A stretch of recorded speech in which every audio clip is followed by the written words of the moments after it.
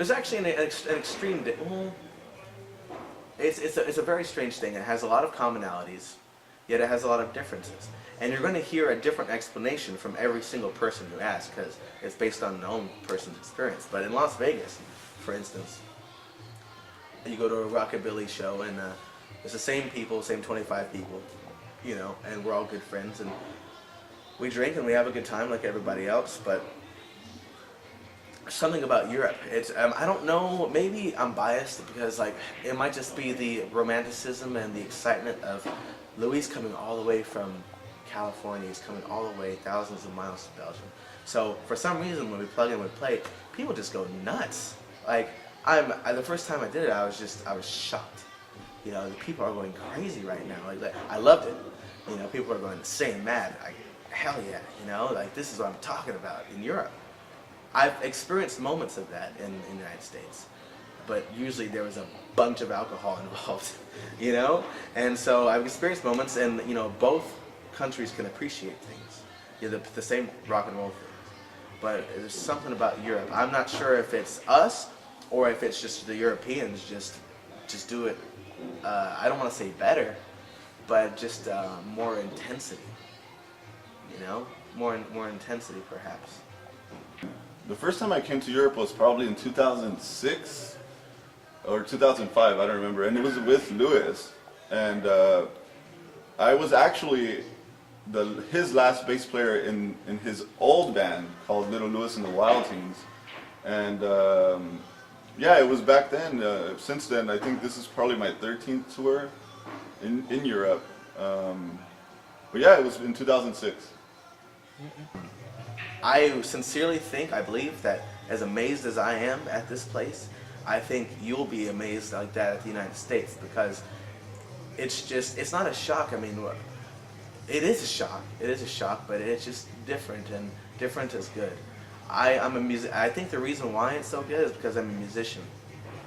I like to show up at a place I've never been, people I've never seen, plug in my amp and play with my friends and see what the crowd thinks. And I don't really know what I'm going to do that night. I might go to a party, I might go right to sleep.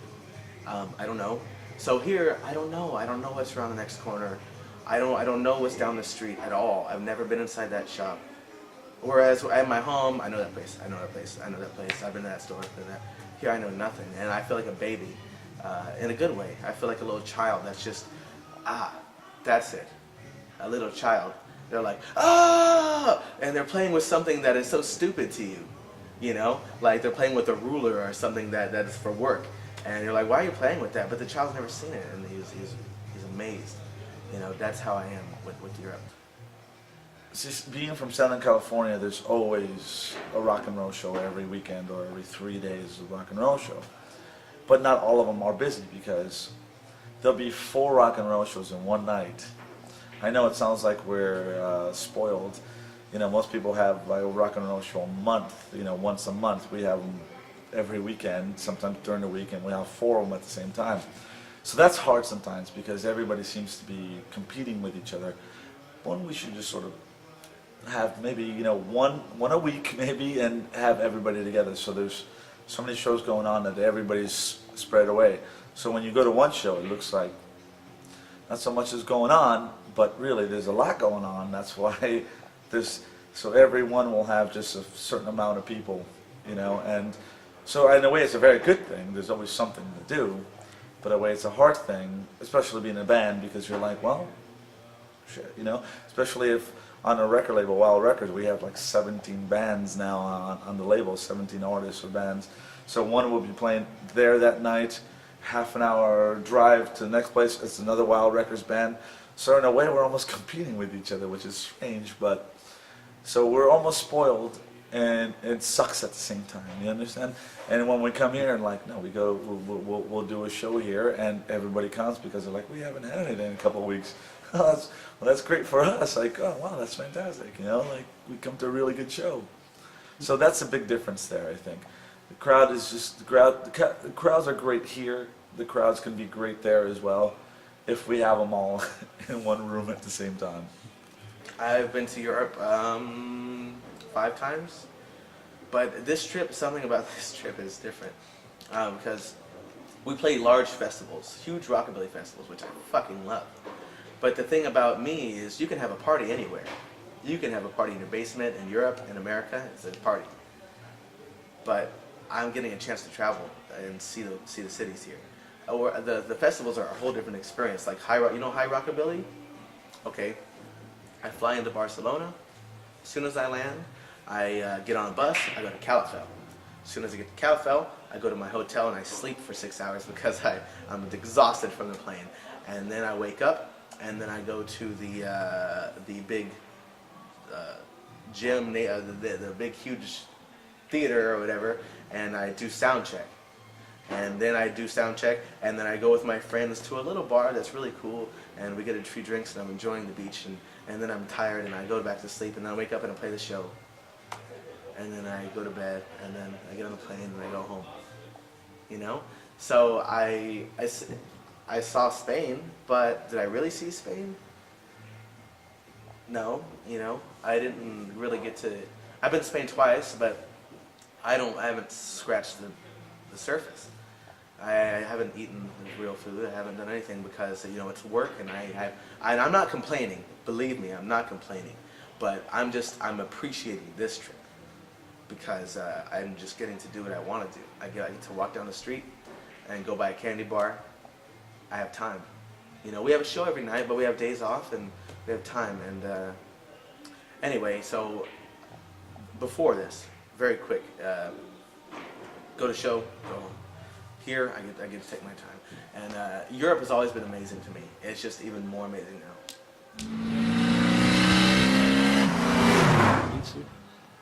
I think cars are. I think these hot rods, rat rods, the custom culture car scene is absolutely brilliant. It's fucking beautiful. I don't have the patience for it, unfortunately. You know, I kind of, the guys will agree with me that I'm very sort of spontaneous and just move around. So I wish I had more patience to actually be able to really work on a car. Cars and rock and roll are brothers. You know, there are good cars, there are bad cars. There's good rock and roll, there's bad rock and roll. It just so happens that the scene I'm in has good cars and it has good rock and roll. You know, so me personally, I don't own a car. I'm not a motorhead. I'll be honest. But there's nothing like driving being driven in an old car or driving an old car. I appreciate it, and I think probably the reason why I'm not a car person is I don't have the money. You know, but I love sitting in a Cadillac Eldorado. You know, I love sitting in a car that someone worked really hard on. Someone who found the parts in a garage. Someone who, you know, struggled to put this car together. Now it runs well and looks great. You know, it could be a Chrysler, it could be a Plymouth, it could be basically any old car that has the spirit of so many people that have driven it before in it. And we've seen so many things, you know, just like Europe. It's a rolling piece of history, and it's a matter of it can't be described because I'm not a motorhead, but it's like a matter of just intense pride in not in a bad way, in a good way, and just having fun, you know, being with friends, and driving fucking fast, you know. Well, I don't have a car. What's it called? When I was a teenager, I was like 18 years old. I did have a 51 Chevy, which I was trying to get into all of that stuff, and then unfortunately I had to get rid of it because I couldn't afford to maintain it and all kinds of things. I was really young, but I tell you this, dude, I do appreciate the custom car culture. I think it's really cool that people have been keeping it alive since the 50s, you know, and every time I go to a car show, I'm like, wow, this is awesome. Like all these, you know, all the chop tops and like all the custom work that people like do on cars. It takes a lot for all these guys to make these cars look great, you know. And I do appreciate it. I think it's awesome, you know. Well, I got a '64 Cadillac and I love it, but I'm not a mechanic. I appreciate, but I don't know all about, you know, the different everything. I just love the cars. I love all about everything, the look about all that era. And I think it all goes together, you know, the bikes, cars, the clothes, the music, architecture, everything, furniture, everything goes. I like the whole look of it all, you know. But I bought a car 10 years ago when I moved to America, And when you move to America, of course, you want a big car to fit in with the Hollywood style, the palm trees and the sunshine. So I bought a big, massive white Cadillac. A Cadillac Sedan DeVille, 1964, pillarless. A beautiful car. It looks like just come out of the factory. All, what do they call that? Pearl white with white leather seats and big fat white wool tires. And I've kept it perfect. It looks just like it was bought brand new. It looks like the kind of car that Frank Sinatra would get out of if he was going to a gig. And there's lots of car shows in all around California, actually. A lot of hot rods. People, you know, they know all about it. But I'm not a mechanic. I just drive it. But I do appreciate that, you know, the car I've got. But the cars are like women. When you've got one, that's the most beautiful one.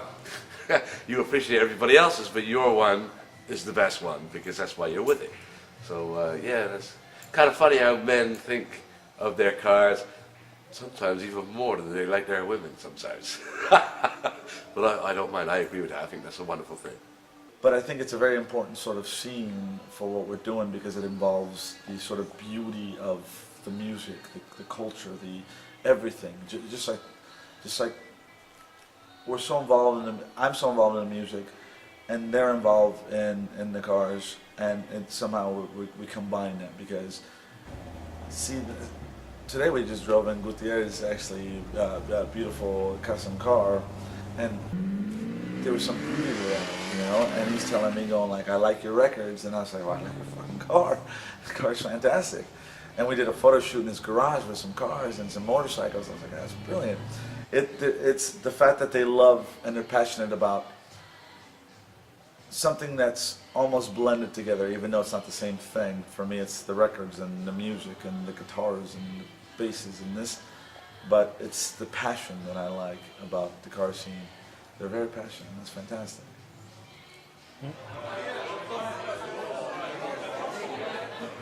Oh man, all I can say is keep on drinking, keep on partying, keep on rocking. Hello, Dad. Hello, Misty. Watch out for Belgian beer. It's much stronger than the shit in America. Okay? 2 beers and done. All right?